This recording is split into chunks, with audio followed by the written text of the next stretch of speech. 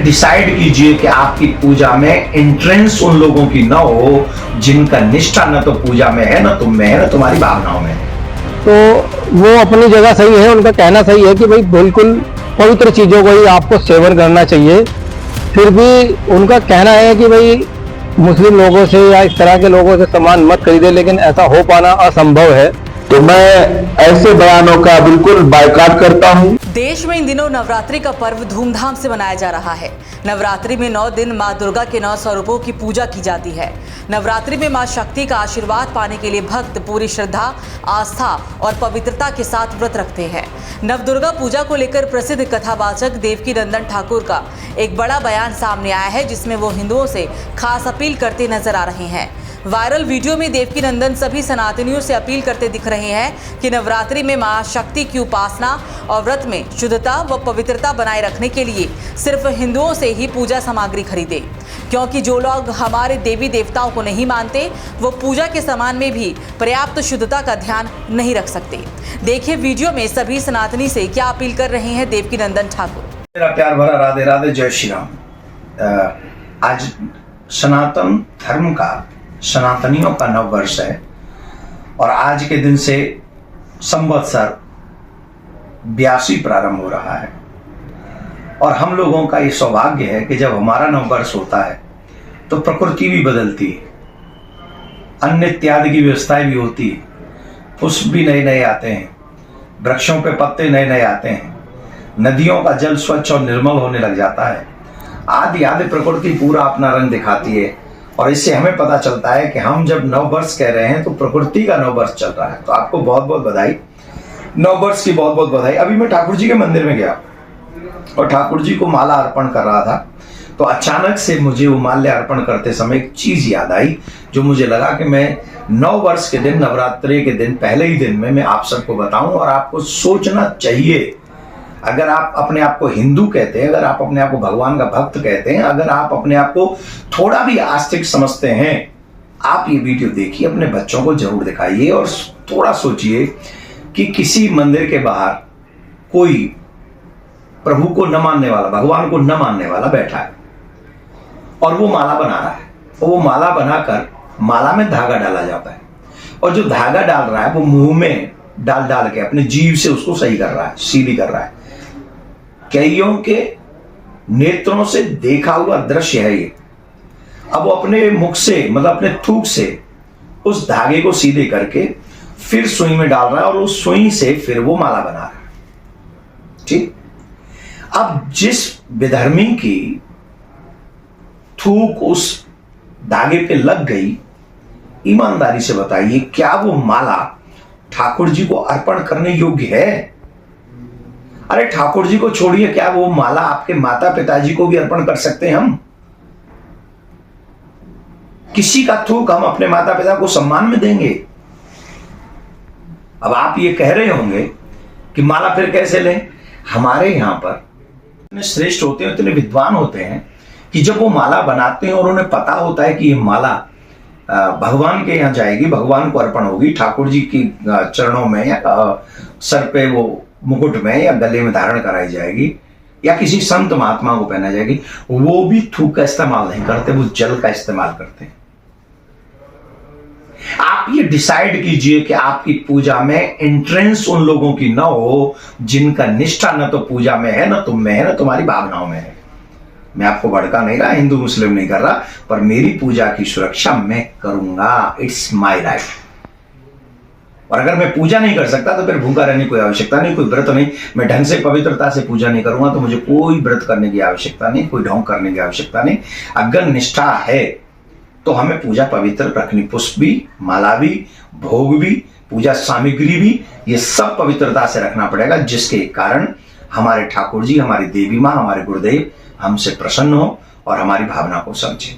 आप सबके लिए मंगलमय हो नवरात्रि, खूब तरक्की हो, इतनी तरक्की हो कि 9 दिनों में ही आप कहें कि हाँ, हमने पवित्रता का ध्यान रखा, ठाकुर जी ने हमारे परिवार का ध्यान रखा। जय हिंद, राधे श्याम, जय श्री राम। देवकीनंदन ठाकुर सनातन और सनातनियों के अधिकार के लिए हमेशा आवाज उठाते रहे हैं। वक्फ बोर्ड की मनमानी के खिलाफ बोलने और सनातन बोर्ड गठन के लिए बार बार सनातन धर्म संसद के आयोजन के कारण वो कट्टरपंथियों के निशाने पर भी रहते हैं। श्रद्धा, आस्था और पवित्रता के महापर्व पर हिंदुओं से देवकीनंदन की अपील तो आपने सुनी। अब आपको दिखाते हैं इस पर देश की जनता की क्या राय है। देखिए, उनका कहना अपनी जगह सही है, क्योंकि नवरात्रों का एक पवित्र त्योहार है और माता रानी के ये दिन होते हैं, बहुत शुभ दिन होते हैं, तो वो अपनी जगह सही है। उनका कहना सही है कि भाई बिल्कुल पवित्र चीजों को ही आपको सेवन करना चाहिए। फिर भी उनका कहना है कि भाई मुस्लिम लोगों से या इस तरह के लोगों से सामान मत खरीदे, लेकिन ऐसा हो पाना असंभव है, क्योंकि किसी को नहीं पता कि सामान कहाँ से आ रहा है, कहाँ से नहीं आ रहा है। जय श्री राम, ओम नमो नारायणाय। मैं स्वामी कल्याण देव श्री ज्ञान गोदड़ी पीठाधीश्वर हरियाणा प्रदेश समस्त देशवासियों को हिंदू नववर्ष एवं नवरात्रि पर्व की अनंत अनंत हार्दिक शुभकामनाएं देता हूं।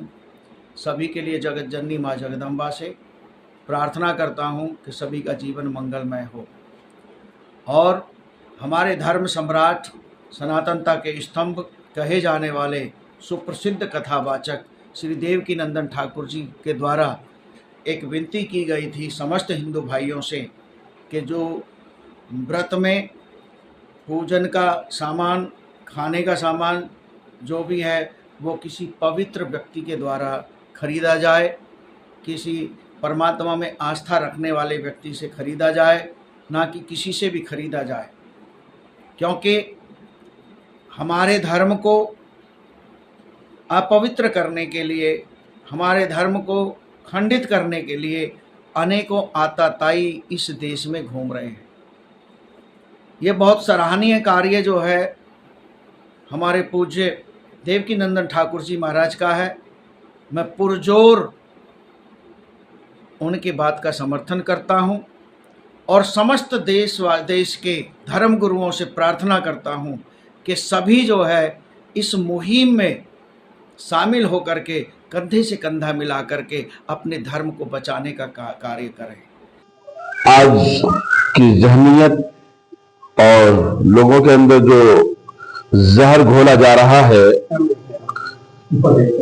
हमारे हिंदुस्तान की जो तारीख है और हमारे हिंदुस्तान के अंदर में रचने बसने वाले जितने भी अफराद हैं, चाहे वो किसी भी मजहब से ताल्लुक रखने वाले हो, चाहे वो इस्लाम का पैरोकार हो, चाहे वो बुद्ध मत का पैरोकार हो, चाहे वो हिंदुइज्म का पैरोकार हो या सनातन धर्म का पैरोकार हो, सब यहाँ पर एक जगह मिलजुल कर रहते हैं और अपने तमाम रस्म और रिवायात में एक दूसरे के साथ शरीक रहते आए हैं और आने वाले वक्त में भी एक साथ शरीक होकर ही रहना चाहिए।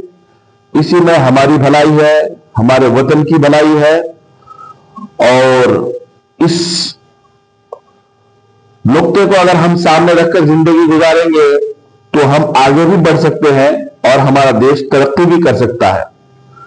ये जो ख्यालात हैं कि आपस में तफर्रका पैदा करना, कि आज हिंदू मत के मानने वाले ये कह रहे हैं कि मुसलमानों से न खरीदें, कल मुसलमान ये कहें कि हिंदुओं से न खरीदें, आगे जैन ये कहें कि हिंदुओं से न खरीदें, ईसाई ये कहें कि पारसियों से न खरीदें, पारसी ये कहें कि भाई नसरानियों से न खरीदें। तो अगर ये तरीका रिवाज पा गया, जैसे स्वामी विवेकानंद के बारे में लोग बता रहे हैं कि उन्होंने कुछ बयान दिया है इस तरह का, तो मैं ऐसे बयानों का बिल्कुल बायकॉट करता हूं। और रही सामान खरीदने की बात, रोजी का वादा जो है वो अल्लाह ने किया है, रोजी देने वाला अल्लाह है और आप जहां भी साफ सफाई देखें आप वहां से सामान खरीद सकते हैं। ये तो हमारे मन की बात है भाई, हम मुसलमान हैं, हमें कहीं मुसलमान की दुकान पे कहीं अच्छा सामान नहीं मिलता, सफाई नहीं है वहां पे, हम वहां से नहीं खरीद सकते। गैर मुस्लिम की दुकान पे हमें अच्छा सामान मिलता है, हम वहां से खरीद लेते हैं, हमें कोई दिक्कत नहीं है सामान खरीदने में। अब अगर हम ये भी छोड़ दें कि इस अपील के पक्ष में ज्यादा लोग हैं या विपक्ष में, फिर भी इस बहस में ये सवाल अहम हो जाता है कि इसके लिए हमारे धर्म गुरुओं को बार बार इस तरह की अपील क्यों करनी पड़ रही है। इसका पहला और आखिरी जवाब है धर्म रक्षा, क्योंकि हिंदुओं के खिलाफ साल दर साल एक धर्म विशेष के लोगों की बेहद शर्मनाक हरकत बढ़ती जा रही है, जिसे नजरअंदाज नहीं किया जा सकता। कभी तंदूर की रोटी में थूक, कभी जूस में पेशाब, तो कभी गंदे नाले में धोकर फलों को बेचना, ये घटनाएं आम हो गई है। ऐसे में जो लोग देवकीनंदन के बयान की आलोचना कर रहे हैं, उन्हें सिक्के के इस पहलू को भी देखना चाहिए। खास तौर पर जो मौलाना इस बयान का विरोध कर रहे हैं, उन्हें सबसे पहले अपने ज़मीर से पूछना चाहिए कि इस सारे मुद्दे पर कौन सही है और कौन गलत।